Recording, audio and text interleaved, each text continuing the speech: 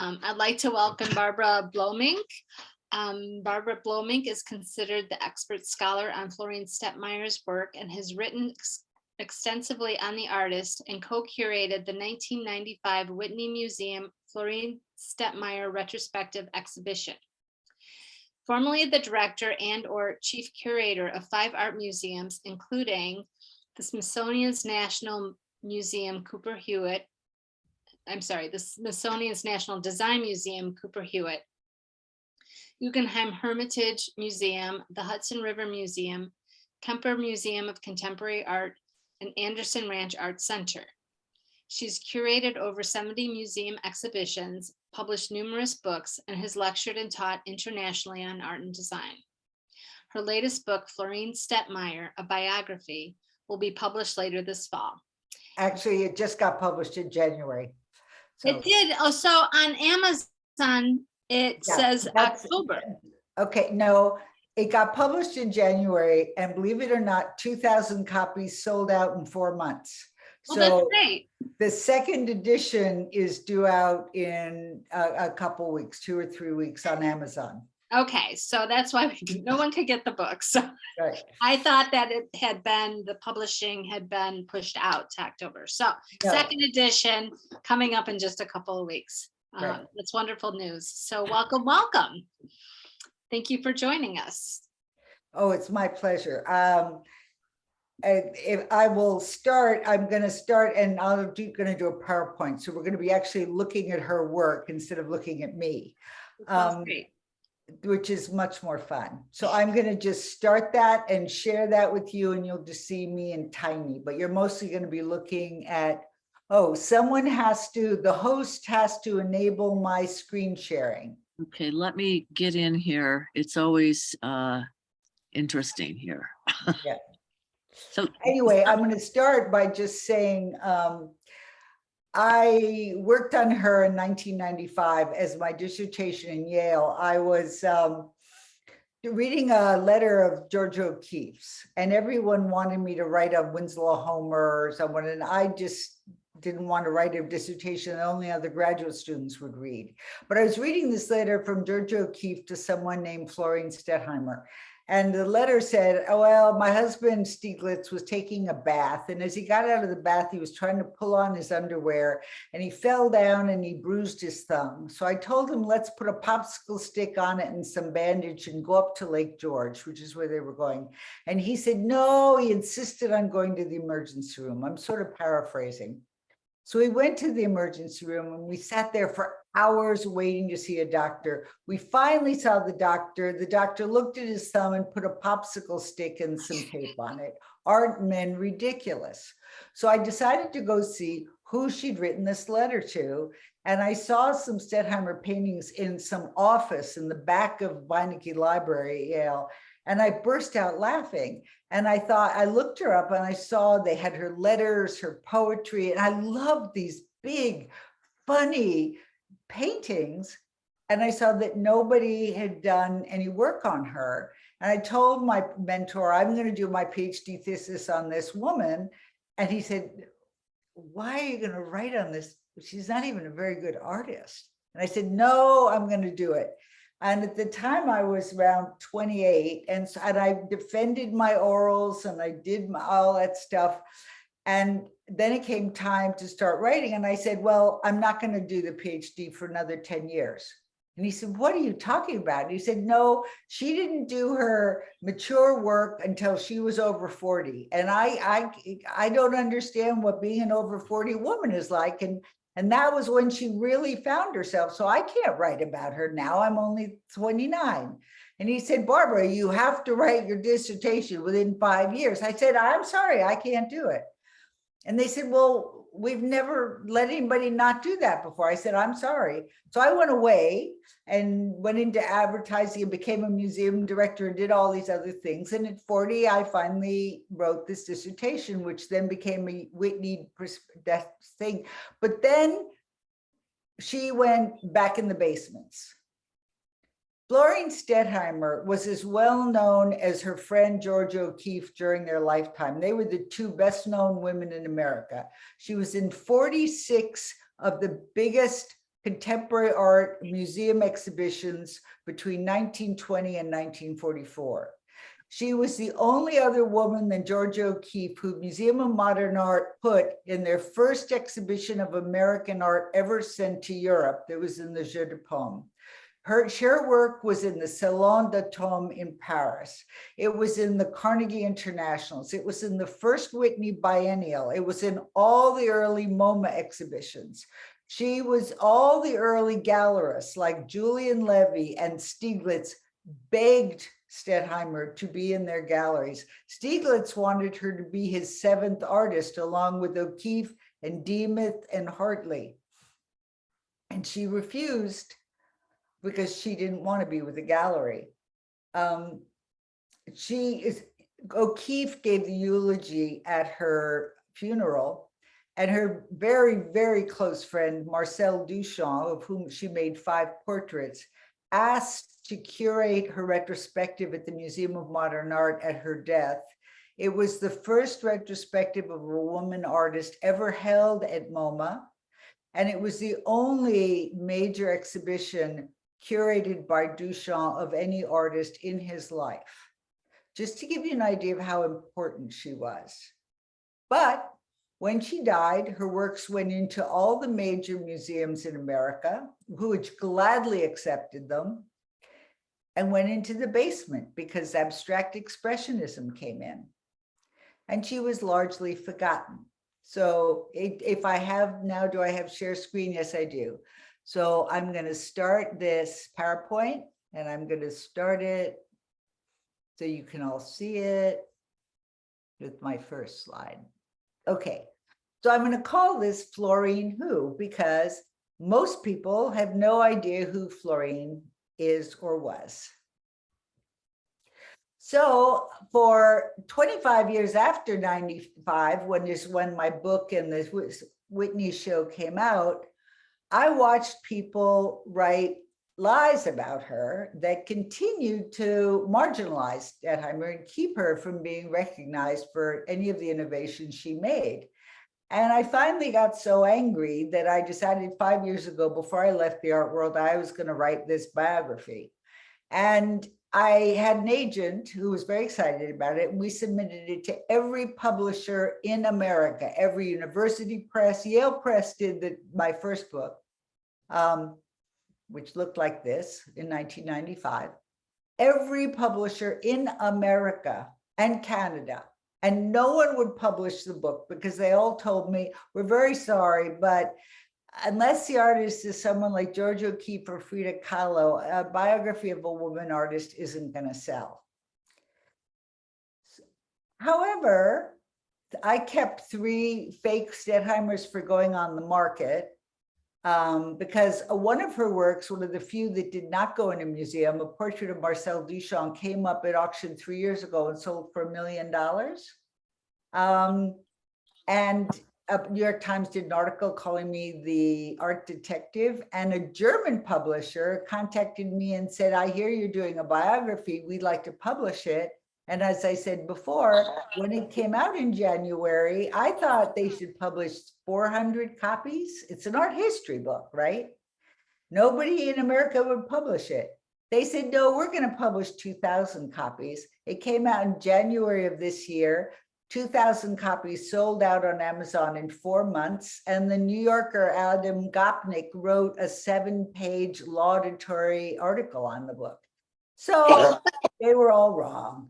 Anyway, a little about Florine. But even so, just to show you how ridiculous and why I got so damn angry and decided I was going to write the damn book, the Whitney Museum's latest collection catalog, when they reopened, said, and this is where she was in the first Whitney Biennial, so they could have looked at their own history. And I had a Whitney retrospective that said all this in 95. They wrote that she rarely exhibited her paintings. And elsewhere in their catalog, they say she was so shy, she only showed her paintings to her friends. And the Jewish Museum, Florine Stettheimer show in 2017 said she wanted her paintings destroyed when she died, which also wasn't true. Basically, The myths for the last 70 years about her have described her as a shy amateur, a virginal spinster. Her paintings are decorative, faux naive, childlike, outsider art, decorative fantasies. She was devastated at not selling in her first show, so she never or rarely exhibited. When the fact is she exhibited 46 times in her life. And she was so eccentric, she wanted her work destroyed when she died, all of which is not true. So who was she? Okay, I got to keep moving this bar so you can see stuff. Okay, this painting on the left is much later, but it shows her father was born into one of the very wealthy Jewish families in New York, a close relation to the Guggenheims, the Seligmans, the Bernheimers, and they all intermarried, but this was on the mother's side. Her mother was a Walter, one of the very wealthiest families of New York. Her father, Mr. Stettheimer, his family lost all of their money and he left and walked out on the mother as soon as the father's family lost the money, leaving the mother with 5 children. Stettheimer and her 2 youngest sisters were the youngest 3. The eldest 2 left and married earlier. They're quite a bit older. And the mother took her 5 children and immediately went to Europe, where her wealthy sister lived, and brought up her children, living for most of the year for the next 40 years in Europe, where Stettheimer herself, Florine, showed a very early ability in art and was tutored from a very young age in the best German academic art, painting, and started from a very young age spending hours in all of the great museums in Europe. At age 20, she came back to New York to the Art Students League, which was the second most progressive art school for women in America. Only the Thomas Eakins School in Philadelphia was the only other school than Eakins School that allowed women to paint from the nude rather than paint from plasters. So at the Art Students League, you could actually paint from nude men and nude women. So this is an example in the middle of Stettheimer's sketch of a nude woman. And at the Art Students League, she learned French academic painting from artists like Carol Beckwith, and artists who'd studied in Jérôme's studio directly. And then on the right is a more Robert Henry style painting of her older sister. So by the time she left the Art Students League and went back to Europe, she was skilled in both French and German academic painting and could paint as well as any man at her time, although very few women at the time had academic painting skills. She also traveled throughout Europe and criticized all the great old master paintings. She thought Botticelli's Flora was too fat under the arms. She thought Michelangelo's David was a little out of proportion. She criticized and went around describing in her diaries all the way the great masters could be improved by her standards. But she also saw Van Gogh, Cézanne, Picasso, Dada paintings, Cubist paintings, long before any of her fellow Americans back in the United States did. And she tried her hands at pointillism, fauvism, wasn't particularly good at it, and fell in love with Matisse. Look, I've got to do this right. The biggest influence on her, other than the feminist movement in France, the Nouvelle Femme, who were women who suddenly decided that they didn't want to marry and give up their entire fortunes to their husbands, but were trying to get the vote for women in France long before it happened in America. It didn't quite happen, but and began wearing pants. Paris was the only really progressive city in the Western world at the time. You could be gay in Paris, you could be a lesbian in Paris. It was not illegal, it was totally illegal, and you would be jailed for being found to be gay or lesbian in the United States, in England, in the rest of Europe, but not in Paris.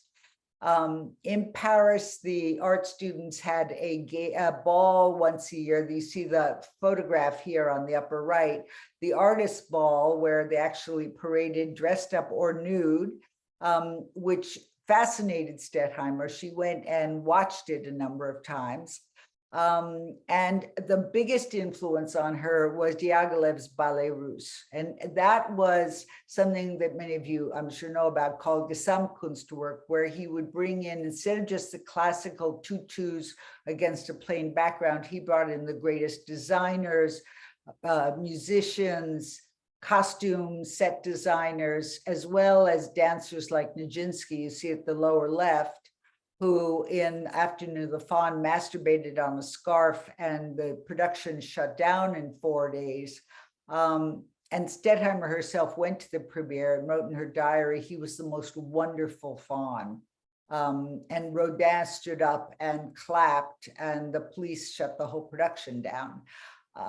She was so inspired by Diaghilev and this wonderful production of an integration of everything, that it totally influenced her art. And in fact, she went home and began to create her own ballet in 1912 for the Ballet Russe. And this is the origin of her unique painting style. She took these little shoe boxes and painted them cobalt blue, which you see here in the background. She first started with watercolors. And she based it on an artist's ball, just as I described to you and show you the photograph, that took place every year in Paris. And she kind of created her own persona, this young, wealthy woman named Georgette, who arrives in a little carriage, sees the artist's ball, and she created these wonderful costumes. See the fur and the embroidery? And here, these are fully beaded. She found cellophane, which was a newly created material. By now, of course, it's turned and gotten very brittle. But she dressed all of these sort of bas-reliefs that she created. Georgette steps down, joins the artist. They undress her, put her in this basically almost naked costume. She dances with them all night. Then as the sun comes up, she dresses back in her clothes and then gets back in the carriage and drives away. And of course, that's kind of wish fulfillment for Stettheimer, because she really wants to be a young, wild artist dancing in the streets. When the World War I breaks out in 1914, because they are Jewish identified, although she was very proud she never set foot in a synagogue, they felt they had to leave Europe. And so the mother and the three youngest sisters by now are the only ones that are left there, left Europe for the last time and sailed back into New York. This is a much later painting of hers because this is her mature style. But I just want to show you how factually close her paintings are. Oh gosh, I keep doing that wrong. I guess we're not going to, oh yeah. I don't have great control of this, do I? Come on. One more. This is my laptop and it's not doing very well. We are seeing most of her paintings now. I'm sorry. People say that she painted decorative fantasies and she didn't. And I don't know why this isn't going back. Are you using PowerPoint or Google PowerPoint, yeah. Can Okay. you use your arrows? Yeah, I'm using the arrows. Oh, there you go. Nope, here we're right at the beginning. but anyway, we're hopefully getting there. She actually, what she did, she came back to New York. It's now zooming without me. She came back to New York and she decided that she was going to create a style of painting. Stay here. She was going to create a style of painting that was totally fitting this New York that was filled with these skyscrapers, that was totally modern. It was everything that was antithetical to Europe, because all of a sudden, everyone was coming to New York. All of these European artists like Duchamp, Picabia, Gris, Leger, all came to New York to escape World War I. And they were all fascinated by these skyscrapers that were going up, that were huge.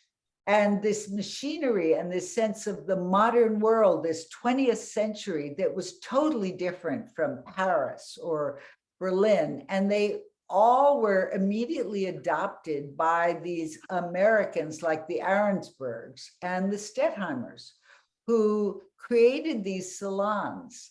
And what's so interesting is everyone always talks about the Ahrensberg salon as being the avant-garde salon. Well, in fact, it was the Stettheimer salon, because the Stettheimers had been in Europe for so long.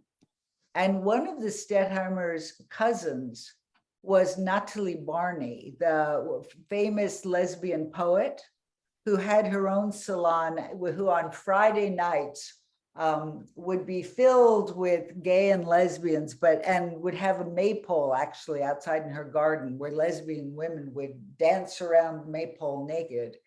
And because Rosa Bonheur was actually the first woman to get a license to wear pantaloons and pants, and be a member of the Academy for Painting and could paint in pants, Stettheimer had white pantaloons made for herself, which she would wear, which was absolutely scandalous to wear in New York. But that's how she would paint herself, and that's how she would self-identify. And in Paris, she and her sister Eddie went to a Nouvelle Femme conference for women's rights. And they also went to all of these feminist plays like The Dollhouse, Ibsen's The Dollhouse. And they went to see Oscar Wilde's Salome, where she took off all of her veils. And Stettheimer wrote in her diary, she was beautiful. Her bust was, of course, absurd, but the rest of her was beautiful. That they consciously sought out, from my looking at all their theater programs, performances that were controversial, theatrical performances that were based on strong women, feminist themes. And so when she came back to New York, she was thoroughly excited about this idea of newness and modernism. And she decided she was going to totally leave behind her entire academic European training and come out with an entirely new style that had very little to do with Europe. Now, up till now, there were only 2 portraits, paintings, and we still have only found 2 self-portraits by women that are nude. One is at left, the Paula Modersohn Becker standing nude self-portrait, and this was not exhibited or known. It's just the only one we found. It's a full standing nude self-portrait, but it's still in the very traditional pose of a woman providing fruit. So it's like her fertility, boy. The one on the right is the Suzanne's Valadon that's only recently been identified as the self-portrait. And it is actually a portrait of her with her 20-year-old, much younger lover in the portrait of Adam and Eve. So it wasn't even identified or as a self-portrait in any sense. It was much more a narrative, religious, contemporary picture. And he's still shielding her with his arm. So Stettheimer, on returning to New York, one of the first things she painted was a self-portrait. Now, Stettheimer was born in 1871. The lifespan of women born in 1871 at the time was late 40s. Stettheimer was 44 when she painted this self-portrait in 1915. Women were still wearing their skirts down to their ankles. When they went to the beach, they had to wear a woolen costume and black woolen tights. And men came to you on the beach and measured that your woolen costume went a certain halfway down your thighs, even with the black woolen tights on. So the fact that a wealthy Jewish old woman, which is what she would have been considered at the time, would paint herself not only nude, but showing her pubic hair, which she shows in bright red, would have been absolutely scandalous. But not only did she do that, she took the two most notorious paintings in Western art history, Goya's Nude Maha and Manet's Olympia. She painted her self-portrait the exact same size as both of them, and she parodied both of their poses. Only unlike Manet's Olympia, who was a prostitute, and Goya's Nude Maha, who was the mistress of a well-known nobleman. Goya was actually arrested by the Spanish Inquisition for painting it and was only let go because the nobleman interceded. And Manet was, of course, castigated for painting Olympia. But Stettheimer puts herself in very much the same pose as the self-portrait. She's an unmarried older lady, but her pose is very different. She's holding up her own bouquet, and her expression on her face, instead of the bold prostitute looking out or the come hither look of the nude Maha, is much more practical. It's kind of looking out at you saying, are you kidding? Or, oh, really? It's much more a woman experiencing her own body. So in many ways, it's the first feminist woman self-portrait, and it's only the third nude self-portrait by a woman that we've ever identified in art history. And I love this little poem. She wrote many, many wonderful poems that are now being compared to E.E. Cummings and H.D. But this one in particular, I like. They like a woman to have a mind. They're of greater interest, they find. They aren't very young women of that kind.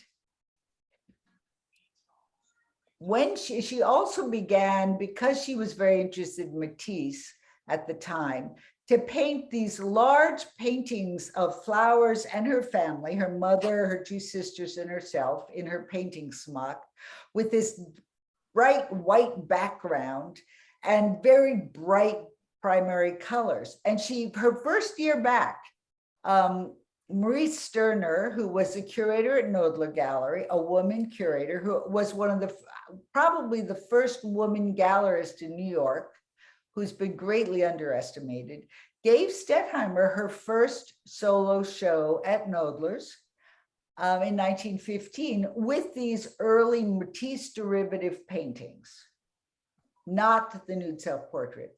And the critics were mixed. They said they were like an overly loud brass band, but very colorful, pleasing, and no work sold. Unfortunately, the only person who wrote a book about Stettheimer at the time claimed that she was so devastated by not selling that she never showed again except for friends. The truth is, she showed again in this very same Gadler at Knoedler 6 months later, and put her work in the American Gallery exhibition that Duchamp put his urinal in. and then proceeded to show every year after that until 1944. But art critics, including the New York Times, loved the idea that she was so devastated that she never showed again, that they've ignored the facts that she showed here at the same gallery 6 months later. But by the next year, she returned to the style of her early ballet. She miniaturized her figures. She created these sort of theatrical backgrounds by dropping the perspective, making you feel like you're in the painting. And as though the curtain is parted and all these figures are frozen as if they were just in the midst of moving. And she created these vignettes almost as though they were theater scenes from the parties she and her friends had with her salons. So here is Saturday, an afternoon that, oops, I keep messing this up, that she and her friends had on the right, Sunday afternoon at an estate she and her sisters and mother rented for the summer up in Tarrytown. And at the lower left of this painting on the right, you say the Edward Steichen, the photographer, photographing Marcel Duchamp. You see in his profile, that is a very famous photograph, black and white, of Duchamp's profile. That is one of the most famous photographs of Duchamp. Well, there it is being taken. Up above, you see a picnic scene that is sort of her play on Manet's Déjeuner sur l'herbe, where you see Duchamp in a purple suit. Up with one of her sisters at the top, you see Ellie Nadelman flirting with one of her other sisters. On the right, you see a painting that's been at Yale for years, and they keep calling it Rockefeller Center. This is one of the things that drives me crazy. Curators keep not looking at their Stettheimer paintings. They just keep saying, oh, they're very decorative. Oh, they're very pretty. Oh, they're fantasies. So they kept calling it Rockefeller Center because it is a skating rink. But nobody really looked at it. If you look at the painting and you look towards the back, there's a standing figure in a column. It's Christopher Columbus, if you were close enough to look closely. And these figures standing here, it's the statue of Shakespeare and the statue of Humboldt. And then at the left is one of those lovely little places you sit in Central Park. And if you really look at the buildings, these are all the buildings that you can identify. If you go back to the photographs from the 30s, these are all the buildings and the hotels you can identify that were around Columbus Circle in the 1930s. I've identified every one of these. And in fact, if you look here, these little cars in the windows all along here, Upper Broadway was known as Automobile Row because this is where all the car sales rooms were. And if you really look at a photograph, they used to put water in the lower west corner of Central Park and flood it for ice skating. So this painting is not Rockefeller Center. It's a painting of Columbus Circle seen from the lower west corner of Central Park.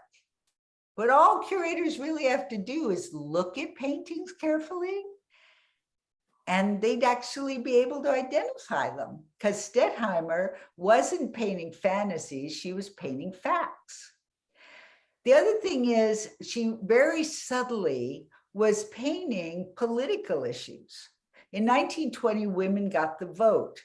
And Stettheimer did something very interesting. She began to paint a whole series of paintings of women in their own context, and in fact began making fun of her own wealthy social class. So she painted one of the silliest paintings in art history, which was a spring sale at Bendel's department store, which you probably know is a very wealthy department store. So we've all gone and tried on clothing and then gotten our hair stuck in it and not been able to get it off our head. or gone to try on a dress and then tried to get a mirror so we could see what our butt looked like, if it looked too big or not in the mirror.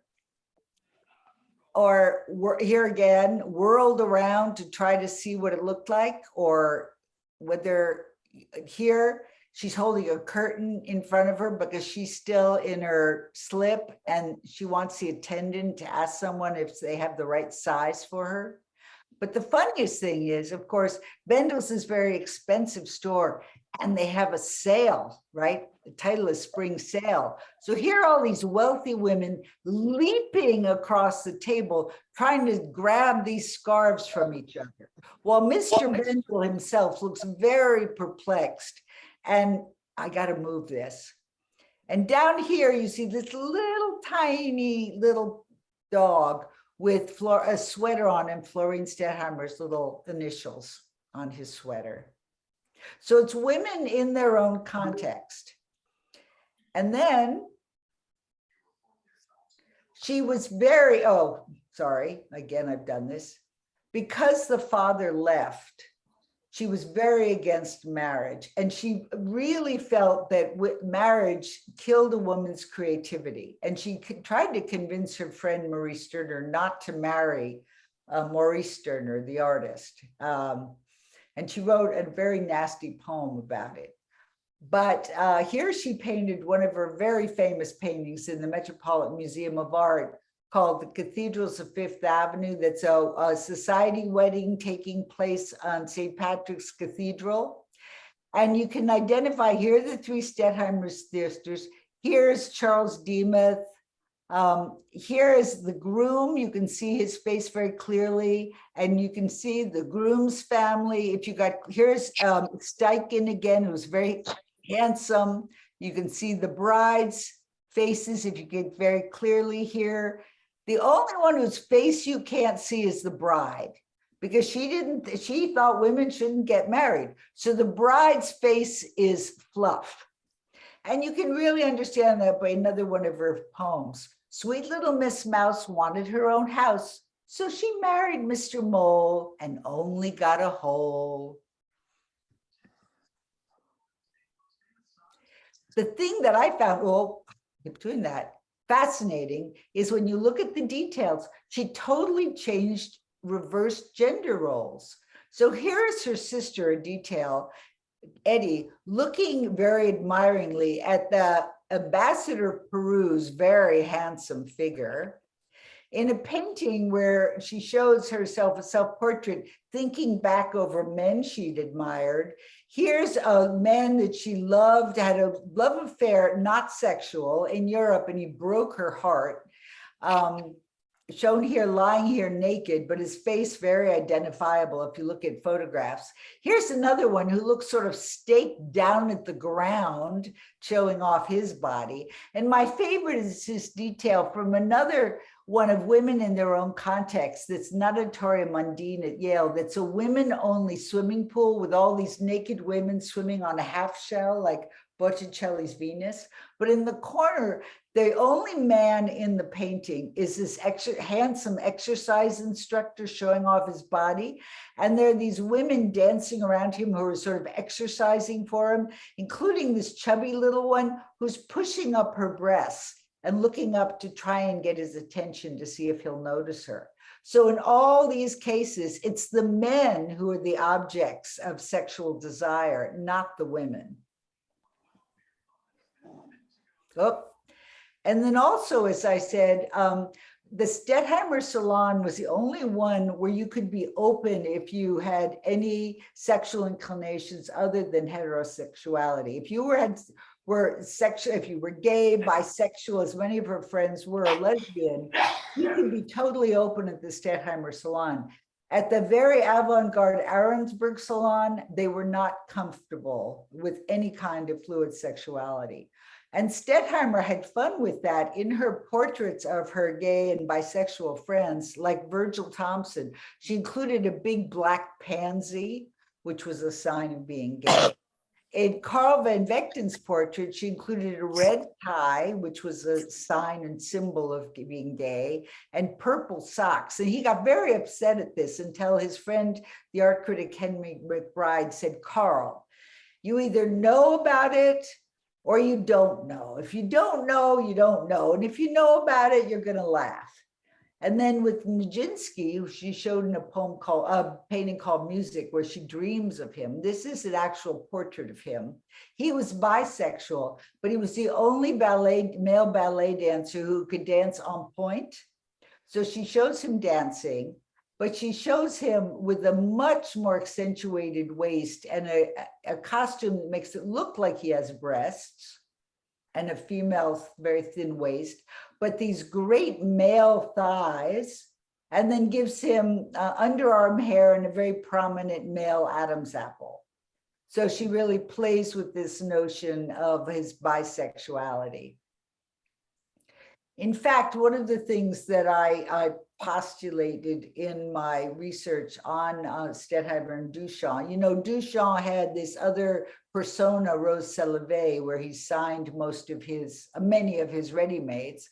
And this is Duchamp's Rose Sellevé in a photograph by Man Ray. I believe that he created this persona of Rose Sellevé based on Florine Stettheimer. And here are two photographs and two depictions of Florine Stettheimer based by other artists. She often wore these hats, and this is her facial features, and they were very close friends. Here's a drawing he made of Florine. So anyway, that's what I believe, and many people do believe me. This is one of her so-called entertainment pictures, they've been dismissed by so many people. People love them, they're funny, they're entertainment pictures. I think there's a lot more going on. It's called The Beauty Contest of P.T. Barnum. She hated beauty contests because she was a very strong feminist and she didn't think women should be judged based on their physical appearance. So if you look at this painting, here's Ellie Nottleman as one of the judges, here's Stettheimer, here's Edna Keaton, an author, here's Steichen again photographing, here's the handsome Peruvian ambassador dressed as a matador with his horse. Here are the jazz singers, a little stereotype there. The least interesting and focused on by her people in this entire picture are the beauty contestants, even though it's the whole subject is supposed to be a beauty contest. Those are the ones she treats as the least interesting in the painting, because there's a quote, she said, beauty contests are a blot on something, either a civilization or life. So on one hand, I think she's making a statement in this painting against beauty contests. But then there's another feature that neither I in 1995, nor I think to anybody who goes by the Wadsworth Athenaeum, where this painting's been hanging for years, has ever really looked at until I looked at it, which is this central figure who's holding up this veil for the central beauty contest. If you look closely, there are swastikas all over her dress. None of Stettheimer's other figures, well, I'll go back to that, have decorations on their dresses. By this point in Germany, the German right were already using swastikas and had taken it over as an anti-Semitic symbol. Stettheimer still had family in Germany. She read the news avidly. And in fact, Marsden Hartley, who had been in their studio, who they financially supported, they gave financial support to artists. And the Stieglitz Circle were all members of their salon. Hartley had written back from Germany that he admired Hitler and he'd fallen in love with the young officer and made some semi-abstract paintings. And from that moment on, when he came back, the Stettheimers banned him from their salon. So they were very aware of what was going on in Germany. And there was no way any Jewish woman could participate at this time in a beauty contest. So I think she's also making a subtle point here about Judaism, beauty contests, and the starting problems in Germany against Judaism. Then she also made this painting, which turned out to be her favorite painting. This is the painting she sent to the Salon de Tome in Paris and to the Whitney Biennial. There was a big problem because of Jim Crow at the time. And Stettheimer actually wrote in her diary and to a letter to her friend Henry McBride, the art critic, that she had always been against segregation. She actually stated that. But she did have an African-American maid, one of her maids, who she loved, she said, but I'm sure it was always a maid, situation. I'm sure it was never an equal friendship. Carl van Vechten, her very good friend, as you may know or not, was very supportive of the Harlem Renaissance, had a number of the writers like Neil Houston's books published, although it's still somewhat controversial. But when he heard that at Asbury Park, a number of the African-American ministers contacted the New York Times and protested because the white, wealthy people who lived and went to hotels on the beach at Asbury Park South, which was a very big social beach, were protesting that the upper middle class African Americans who ran the jazz clubs there, that Duke Ellington and Josephine Baker sang at, were actually using the same beach they were, and they didn't want them to. And it became a huge article that Asbury Park South was a place of actual African-American protest. And they didn't quietly just not use the beach. They actually insisted they had a right to use the beach. Carl van Vechten took his friends, Duchamp, his wife Fadia Barinoff, Stettheimer, Avery Hopwood, the playwright, to Asbury Park South, which is what ended up being the segregated south end of Asbury Park Beach, was segregated just for African Americans. And Stettheimer created this huge 60 by 50 foot painting of the upper middle class African Americans. Now, everyone else in 1920 that I've seen who's painting African Americans at this time is still painting very stereotyped African Americans with all Black skin and big round eyes and big wide mouths. Stettheimer, if you notice, paints the African Americans the same way she paints the Caucasians. And her African Americans are all painted with different colors and shades of skin. She's the only artist for the next 10 years. She's 10 years before Reginald Marsh. She's 10 years before Archibald Motley or any even of the African-American artists start painting so sensitively and equally African-Americans and Caucasian Americans. But she does it in a very subtle, positive way. She was not exposed to the poverty. She was not exposed to the ugly side of African-American life. She only saw, she went to the mixed race parties that Carl van Vechten held. And so she only met the upper class African-Americans. So she only showed the good side of things, but she did paint them, and she was the only one who painted them.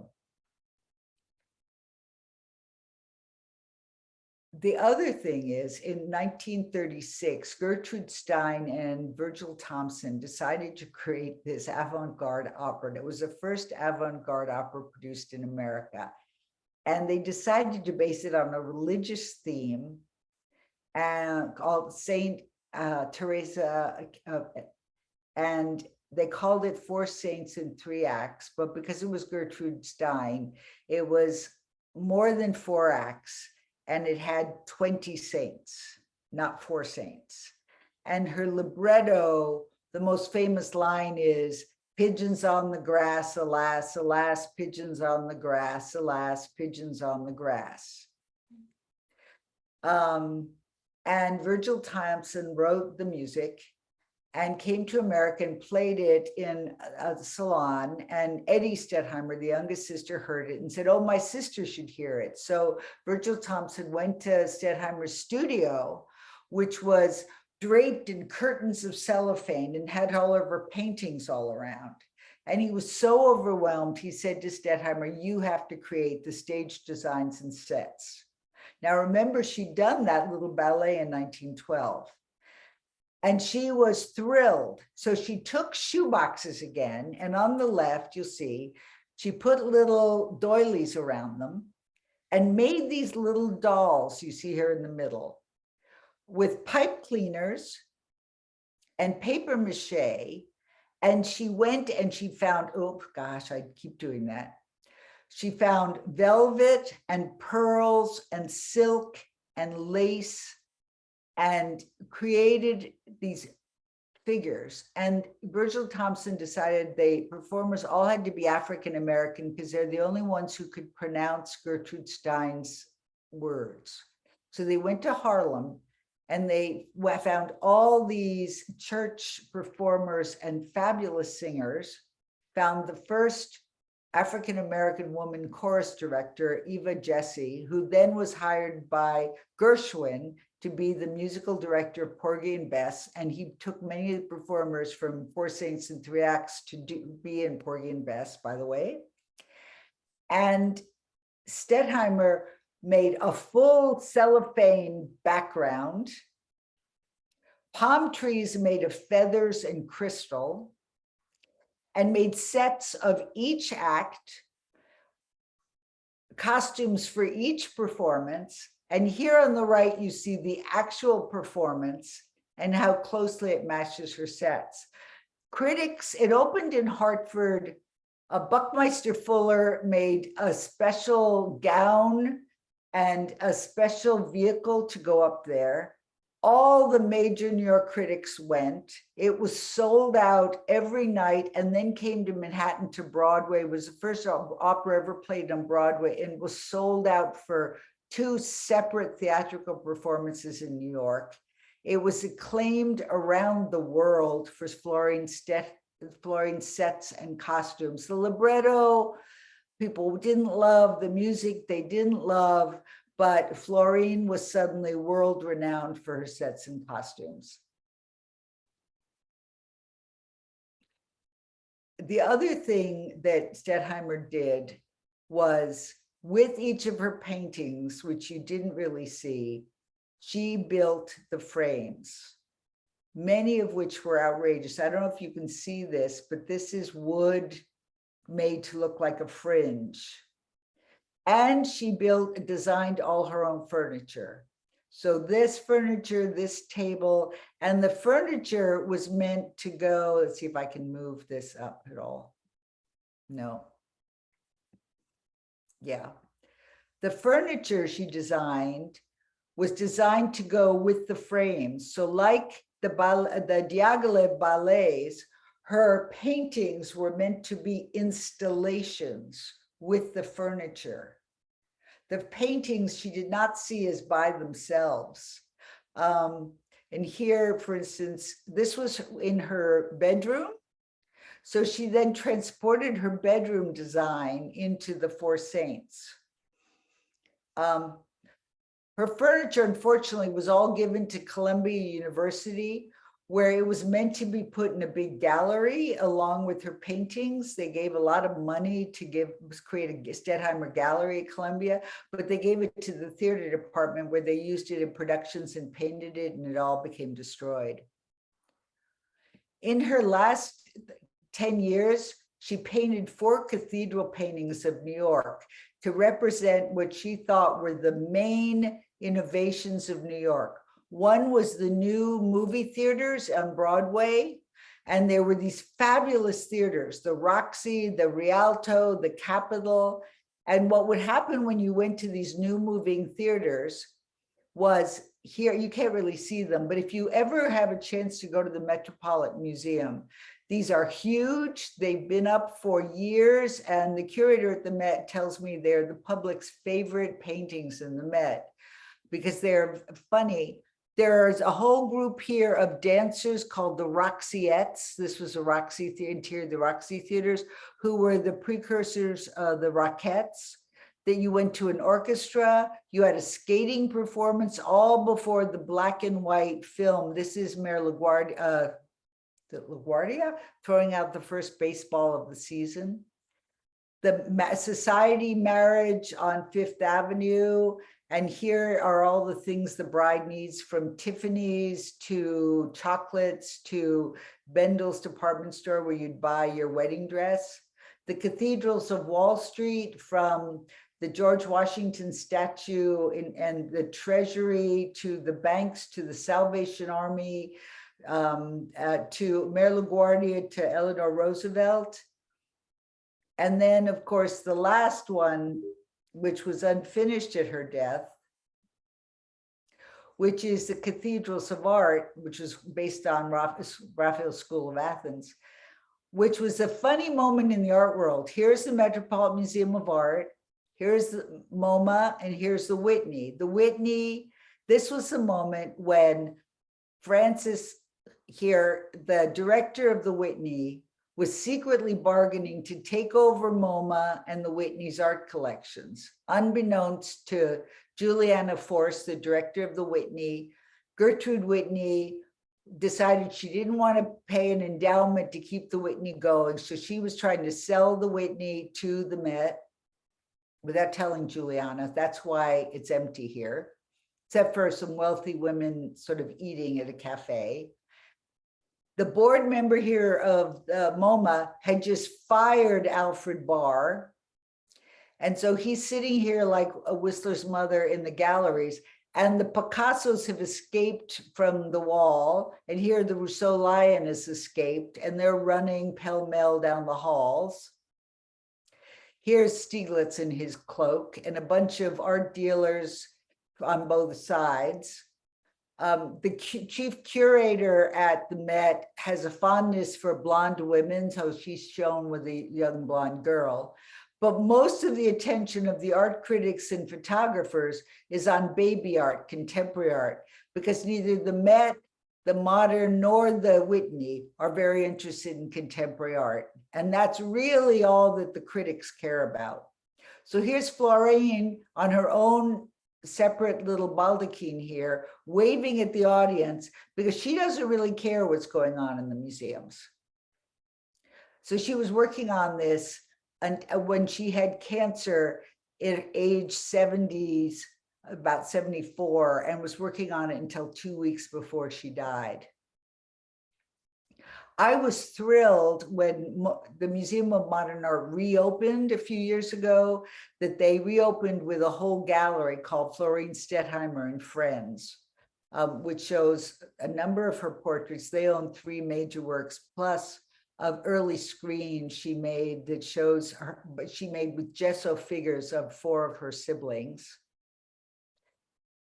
And when Andrew Russeth of the Art News wrote an article saying Florine Stettheimer was one of the most significant artists of the 20th century and is one of the most relevant of the 21st. So I show you here her self-portrait in pantaloons from 1912 off that screen, 1915, which is your transitional period, 1916 in her pantaloons, a tiny little picture of her in the back of that picture of all those people playing in the park. She separated herself from everybody. In the back corner, she's shown painting. A most surrealist self-portrait, 1923, where she's got the glowing eyes of an artist and the beret of a French artist. And this lovely little part of the last portrait she showed of herself with her mother and 2 sisters, family portrait number 2 of 1933. She's 70 years old. She never let anyone photograph her. She portrays herself always as like 40. She had a black pantsuit made, so it makes it easier for her to get up on a ladder and paint 60-inch paintings, and always portrays herself with high heels that were bright red. So I'm going to go back. So Florine Stettheimer was not a shy, virginal woman who was afraid to exhibit. She was a highly innovative, important, highly exhibited, ambitious, innovative, controversial, influential artist. She's been a cult figure among women artists for the last 30 years, since Linda Nochlin rediscovered her in the late 70s, and then she went back into the basements. And the only reason she hasn't been as big a name as O'Keeffe and Kahlo is that when she died, she wanted all her paintings to go to museums, and the museums had always wanted to show her art. The curators and directors always begged her to show with them, which she did. And so when she offered her work in her will to be given to museums, they all took them. But that was all in 1949, 1950, when the art of the moment was male abstract expressionism. And these paintings of hundreds of figures were absolutely the wrong style. So they went in the basement. Meanwhile, the O'Keeffes and the Kahlos were also out of style, but they were all out in private hands. So when they began to come in style, they went through galleries and auction houses, and their prices went up. And they went through galleries and auction houses, and their prices went up, and their visibility went up, and their prices went up, and their visibility went up. And they became known. And Stettheimer, because she's in these museums all over the country, everywhere, stayed in the basement. And it just shows how much the market influences a reputation of an artist, and how much sitting in museum storage doesn't. She was Andy Warhol's favorite artist because in the 60s, Henry Gedzeller dragged Warhol into the basement where he saw the Stettheimer Cathedral paintings, and he fell in love with them. And afterwards, he did that with Jasper Johns. And afterwards, both went around saying, "This Florine Stettheimer is my favorite painter," because they saw it in the museum basement. Anyway, so the book is now available, and it's 500 pages with 110 full-page color illustrations.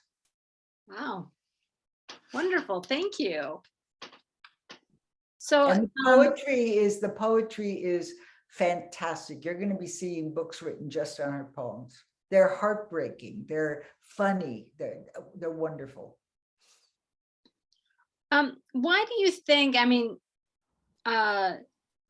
we didn't know about her because she got put in the basement, but why do you think the additional, I guess, kind of maligning her or the false myths about her? Like, what was the purpose of that? Because here's your choice. Mm-hmm. This is a wealthy artist who was very well known and thought of in her lifetime. But she loved living with the paintings. So when she showed in a gallery, she priced it at $3 million. So it wouldn't sell because she liked them. And she knew they'd end up in museums. So they ended up in museums, but then when they were, the museums all took them immediately, you know, was no question, they all accepted them, but then they were out of fashion. That's one story. Mm-hmm. The other story is this weird, eccentric spinster who never married and lived with her mother till she was 60 and wanted her works destroyed when she died, and was so devastated that her first show she didn't sell, that she only showed her paintings in her salon to her friends. Which makes more a news story? Which is more interesting? Right. Right? Right. She wanted her paintings buried with her. So That's like, just made up out of whole cloth. No. no, there's a book that was written in 1950 by this drama critic who the lawyer of the family hired. And he met her once when she was really old. And he writes in this book about her, which is purple prose. It's you cannot understand it. And Parker Tyler. And he writes in it, I made up all sorts of things about her and because I never met her, but she was so fabulous. And he said, I think maybe she wanted her work destroyed because she said, I want my will revised. And she was very sick at the time. So maybe she wanted her work destroyed. But then later he says, but in her will, she left her work to her sisters because they knew she wanted it all given to museums. But the art critics and people, really smart art critics, read the first part, maybe she wanted her work destroyed, and they've all run with that. And even though, and then he writes, she was, her white light, what was it he wrote here? Her white light was darkened when she didn't sell anything, right? If you read the 1942 MoMA catalog, her good friend, the art critic, said, she was reasonably unhappy when she didn't sell anything, but the next year she showed in the gallery again. Now, wouldn't you think one would believe her contemporary friend instead of this other guy who wrote about her white light? I mean, it's just like the Yale curators who have this painting in front of them and they don't look at it and see Christopher Columbus standing on a column, or look at the date Rockefeller Center was built and see that it's kind of too late to go with when this painting could have been made. I don't know. I've left the art world for the most part now, so I can say these things. I don't have a board to answer to anymore. I'm too old now. I'm an old lady. I can say things like that. Nobody's paying my salary anymore. There's also, she was so wealthy. She didn't need to show. Right. Right. She could show wherever she felt like it. And this was her first show was totally derivative work.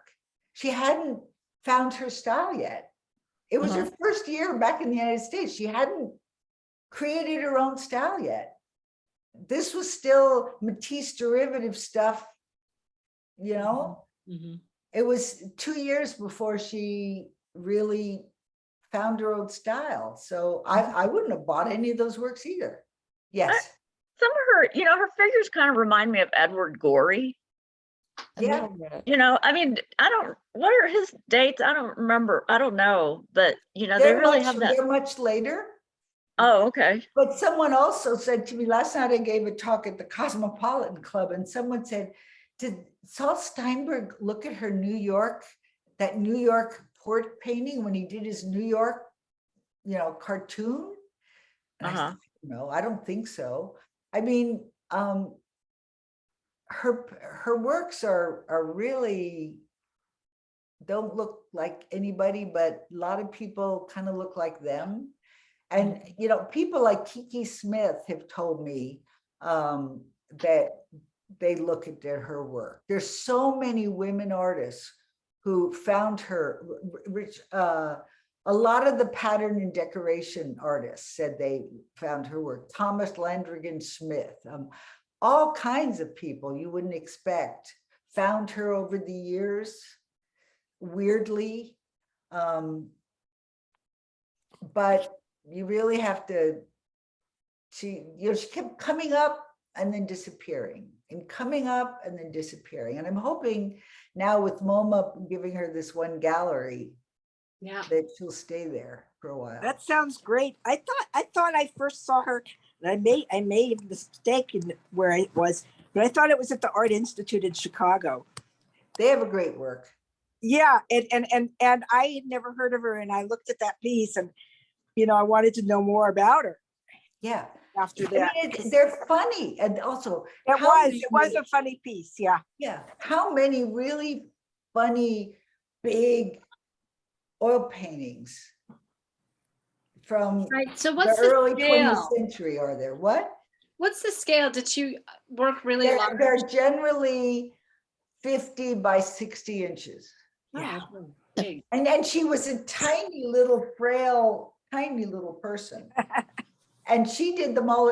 I mean, you have to think, George O'Keeffe was sitting in West Texas and looked around and said, okay, who is the man who has the most progressive gallery, who is the best person to promote my work and make me famous? And she got him to divorce his wife and leave his daughter and marry her and promote. And he mounted her work, shipped her work, framed her work, and sold her work, right? Stettheimer didn't have a gallery. She refused to go work with the gallery. She somehow managed to get these huge paintings. She designed her own frames. She got them made. She got the things sent out to 46 shows, the Carnegie Internationals, the Whitney Biennials, MoMA shows in Paris. She somehow did it all in her pantaloons and black pantsuit.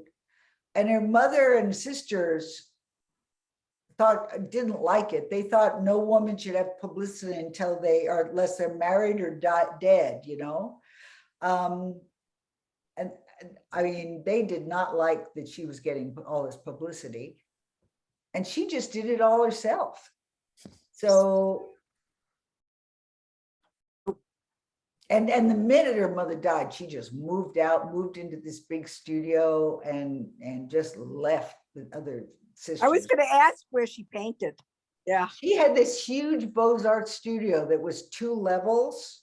Wow. Big, huge windows, huge, fabulous space on the Beaux-Arts, looking out over 14th Street, over that big park on 14th Street. And they lived in the Alwyn Court building, which is this fantastic Francis I building with all these great gargoyles carved into it. It's over Petrosian with this incredibly expensive Russian restaurant in Manhattan. They lived very, very well. But Stettheimer always had huge, like 40-foot cellophane curtains. And she made flowers out of cellophane that she had in vases. And everything in her studio was white, covered in white and cellophane and gilded. Her colors were white and gold. And she designed her own clothes. She'd wear pantaloons with silver spangles all over them. I mean, she was like, she was outrageous. They'd wear bright red wigs in their 60s, and she wore makeup. She, bobbed hair like a flapper. Mm-hmm. And she was rail thin. She was very proud of her body. And she kept it thin for painting so that she could get around on top of these paintings. Everything for her was about being an artist. How did you come across a lot of the information about her, since her paintings were in the basements? What you mentioned, her diaries at one point. She and her younger sister did not get along. So when she died, she wrote diaries that are. Stettheimer was not a nice, sweet, cuddly woman. When there's this great, they liked Catholic ceremonies. They loved sitting through these very elaborate ceremonies in Europe, in cathedrals. And so they went to Lourdes, where you'd get this miracle water where you'd be cured of your ills. And so she writes once in the diary of sitting on a train, and the train's pulling up to this miracle Lourdes, and there's a hill, and on the hill are all these crutches that have been dispensed with because you've been cured. And then there are corsets among them. And she wrote in her diary, you know, I abandoned my corset a number of years ago, but it never occurred to me to donate it to the church. I mean, and then I'll just tell you one final story, because I was talking about O'Keeffe. O'Keeffe was this incredibly ambitious woman. And her first show with Stieglitz, was his photographs of her, where he took black and white photographs of parts of her body, which you've all seen, you know, her hands, her belly, her crotch, her legs, her breasts, you know, and he mounted this show of her body photographs, black and whites, and it was sort of a scandal. And then he decided he had to take, and he was very good friends with the Stettheimers. And Stettheimers had this studio. And so he decided he was going to take his new young girlfriend, artist, to meet Miss Stettheimer. So he rings the bell and Florine opens the door and she gives Stieglitz a kiss. And she writes this to her sister. And she said, and she looked at O'Keeffe and she said, "Oh, Miss O'Keeffe, it's so nice to meet you whole, as up till now I've only seen you in parts." I love it. She really, and there's one painting which I went by a little fast, but it's I'll show you just because it's it shows how nasty she was in person too.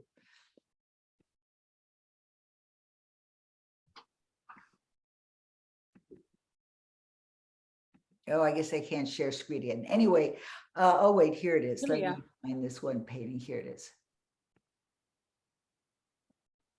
Okay, this painting here, can you see this one? Mhm. Okay, this part's based out of the Velázquez Las Meninas, and it's Juan Gris and not Leger, Lachaise, Gaston Lachaise, who'd come over to escape the war, looking at the back of a painting that's supposedly one of Stettheimer's paintings. She's got a salon, she's showing her friends her new paintings. And these are their wives. And here you have the playwright Avery Hopwood, who's supposed to be really boring. He was known to be really, really boring. And here is their friend Leo Stein, Gertrude Stein's brother, who was hard of hearing. So he used a hearing aid. But in the painting, because Hopwood is so boring, Stettheimer's painted Stein holding his hearing aid way over here. So he can't hear a word this Hopwood is saying. Now that's pretty nasty because Hopwood would have seen this painting, right? Right. But the whole point of this painting, which is why I laughed out loud when I first saw it, is here is Stettheimer's nude self-portrait, which she never exhibited, right? No one is looking and no one is noticing that the artist has painted herself starkers naked on the wall. But one person does, and that's Juliette Glees. The wife is staring up at this with her hand clasped to her chest going, ah. But in front of her is Stettheimer herself, and you probably can't really see it, but she's got her hand on her head in the exact, looking out at us in the exact same pose as here, right? Oh, that's the And corner looking there, like yeah. going, are people completely blind or what? You know? So the whole thing is a picture of her that's in her salon. It's you know, a little play on Las Meninas. Here's art on the wall and nobody's looking at it except the one who's astonished to say, and this is an Indian dancer who was very well known at the time, who came to their salons, whose head happens to be right in her crotch. So she is covering the pubic hair. And then there's a play on the two Stettheimers and the way they're looking at you. And then for all to see, there's the fact Leo Stein is holding his hearing aid as far as possible from listening to him. So even in her paintings, you know, she does these nasty little things. And in the cathedrals of the cathedrals of, oh shoot, I don't know. Do I have that one with the cathedrals of More towards the end. no, I think it was the one with the marriage, but let's just see if I can get it because it is funny. No, no, no, no. Oh yeah, here. Nope, I'm gonna go back to that if I can hear. I don't know if you can really, you can't really see it here, but here there's a little altar boy who's swinging his incense to hit this dog in the head. So he's swinging it back. And over here, there's another little altar boy who's using his little altar stick, whatever it's called, to lift the bride's dress to peek underneath it. I mean, they're really silly. And then here's Steichen, who's supposed to be taking a picture of the bride, but instead the camera's pointed at this little girl who's preening to have her photo taken. So no one is paying any attention to the bride. And this woman's trying to restrain the dog, who the boy is trying to hit with the little incense thing. I mean, you know, it's full, her paintings are full of these really ridiculous things. And when you think of it, there aren't that many large 20th century paintings that are funny.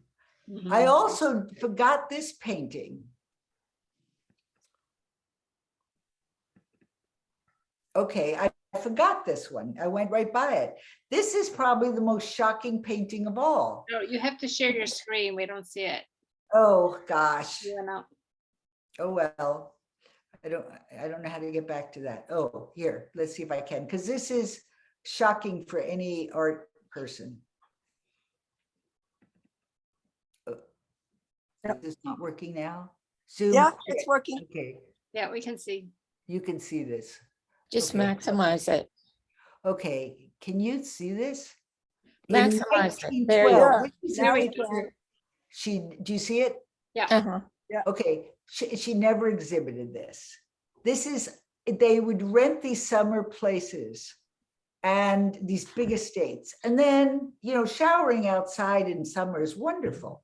So they'd set up these little outdoor showers, like this little drawing shows, the three sisters, and they'd shower naked. I don't know why they'd show her wearing these Grecian sandals, but then she made a painting, which I guess she never showed. And I looked at it for years and never paid attention. But then in this book, I really zeroed in on every inch. And then I looked at her sister close up. And when you did a close up, she's showing her friggin' genitals open to the damn sun. Oh, yeah. Yeah. There isn't any painting in Western art history by any woman till 1960. And I've asked every art historian I know to find me one. This is 1920, Wow. 17 to 20. This is outrageous for her to paint this, her sister like this. I mean, it's totally outrageous. We're talking about women's skirts to their ankles, and she's showing her pubic genital labia open to the sun. What the hell is this about? She never showed it to anybody, but there it is. She painted it. Yeah. So Where the is the idea that painting she's now? shy and virginal, it makes me crazy when they say that. Yeah. I agree. Where is it now? It's all of her non-huge important paintings were given to Columbia because her aunt went to Columbia, was the first woman medical student in Columbia and the first woman intern at Columbia, really wow. bright woman. So the uncle gave, the lawyer gave all her scrapbooks, all her academic paintings, all her youth paint drawings and unfinished work, and three good major works to Columbia, along with $170,000, which now would be $600,000 in 1970 to Columbia to build a Stettheimer gallery and all the furniture, which I said was given to the theater department that they destroyed. They never built the gallery. They just used up the money. And Oh, wow. stuff went into the basement. And the self-portrait, this self-portrait was in a bin, unstretched, that said works Oh, not wow. by Stettheimer. And I looked at it and I said, wait a minute, that's Florine Stettheimer. So in my first book, that's what I did. I went around the country and I identified and dated Stettheimer works. And I said, this is by her, this is of her. So that's what my first book was. But this Bathers thing was just, you know, a small painting that was just in a bin of paintings, early paintings by her. And I didn't look closely because we didn't have this wonder of the internet where you could do intimate close-ups of every inch of everything. Anyway, it's a shocking painting in art history for that. Yeah. Day.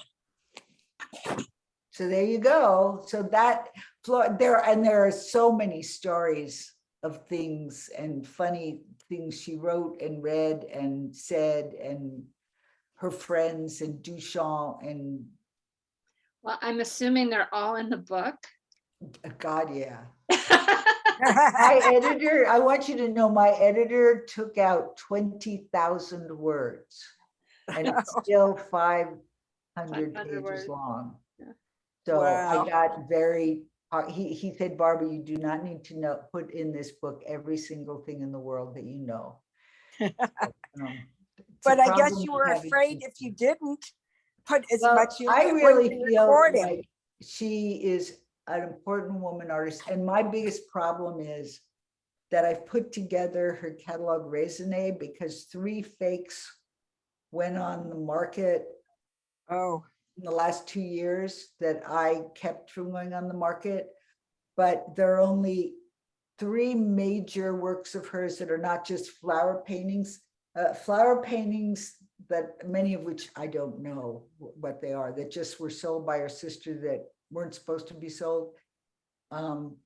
If they go on the market now, they sell for around $400,000. Little Wow. ones. The Duchamp portrait that went on the market about 3 years ago sold for a little over $1 million. Michael Rosenfeld has the Asbury Park South, which he shouldn't have got, was supposed to go to Fisk, the African American college. That's where Carl Van Vechten gave it as a gift and was supposed to stay there. But somehow Michael Rosenfeld, the gallerist, got it. And he says won't sell it for less than 6-7 million if he sells it. So her works are so valuable now, but they're all the major ones are all in museums. So I have a catalog raisonné I've written, but because catalog raisonnés right now are so problematic because they keep changing and people sue over them and stuff, I can't get Columbia or Yale, where her diaries are, to just take it as a gift and promise to maintain it. Mhm. So when I die, because right now the auction houses send me anything that comes up. When I die, there won't be anyone to maintain the authenticity of her reputation. So that's unfortunately the state of the art world right now. Interesting. Interesting. The other thing is students all use Wikipedia as their research tool, and Wikipedia has no editors. So anyone can write in it. Now you can correct 3 sections, but you cannot, no one person is allowed to correct a whole entry. oh, wow.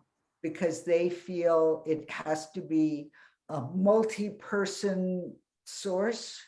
So no, even though you show them you are the world expert and you give them printed proof of that and research and multiple sources of that. And there was a whole entry on Stettheimer written by some graduate students, and it was all lies. And I spent 6 months trying to change it and write a factual entry on her. And I couldn't get them to change the lies because they wouldn't let me as one person do that. I finally browbeat them after a year. To let me, I got one woman on there who I made her so angry she actually wrote an entry on me. By the end, she thought I was such a pain in the ass. But I'm just afraid about truth and facts and art history. What Well, are you doing now? Thank you. Oh, Now we all want to buy the book. Guy, you gotta wait about Wait. 3 weeks I on know, I know. Amazon. I know, It's but a, now what it is, it's a good thing to weigh down any papers you're afraid will fly away. But the pictures are great. And the poetry is lovely and funny and silly. And I put the poetry throughout the whole thing. So just for the images and that, I mean, Yeah, the I have to images admit, in that. I own a lot of art books that I bought for the images. Yeah, well, this one, the publisher did a beautiful job with the images. By the way, I saw an exhibit in the Dallas Museum by one of O'Keeffe's sisters, Ida. Yeah, And boy, they had some not nice things. I have the catalog from that. They had some not nice things to say about O'Keeffe and how she kept her sisters from entering the New York art market. O'Keeffe was the most driven, ambitious, single-minded artist I know of. And I actually have written the only book ever published of fake O'Keeffes. Oh, wow. interesting. When I was director of the Kemper Museum, Crosby Pemper bought 18 O'Keeffe watercolors that the National Gallery desperately wanted and the Addison Gallery desperately wanted, and he just kept bidding more money and he got them from Gerald Peters. He was so proud, and we exhibited them when we opened the Kemper Museum. And Braziller, we published a book and I wrote an essay. And then a year later, Barbara Bueller-Lyons called me up and she said, "Barbara, I'm so sorry, but they're not going in the catalog raisonné. They're all fake." Ah, And then about a year later, Braziller called me up and they said, "Barbara, we'd like to publish the second edition of your book." And I said, "Sure, but the whole book's fake." There you are. Yeah. Oh, thank you so very much. you. Barbara. Sure. I'm sorry I talked so much, but No, I no, could talk just- about it for hours. Beautiful, Delightful. beautiful to have this artist talk and learn Oh, about an artist wonderful. that I did not know anything about, and I'm sure others didn't know either. So thank you so much for taking the time to share this wonderful journey that you've been on for many years. Many years. And, and how fabulous is that? Thank you so very much. Thank you. I really enjoyed it myself. So Good. thank you so much. Laura, any last words? So I'll just a little housekeeping. Our next book is Art on My Mind, Visual Politics by Bell Hooks, and that will be November great. 9th. So, and that'll be our last book for the year. So please, if anyone has some book suggestions, email either Annette or I for next year. We will definitely talk about that at our next meeting. I'm beginning to assemble a small pile myself. So we can, maybe if you want to send me some suggestions, we can compile a list ahead of time and then talk about what books we might want for next year. So, but thank you. This was a real treat, Barbara. Thank you very much, Very much everybody. so. Yeah. Thank you. Thank you. Everyone have a wonderful evening.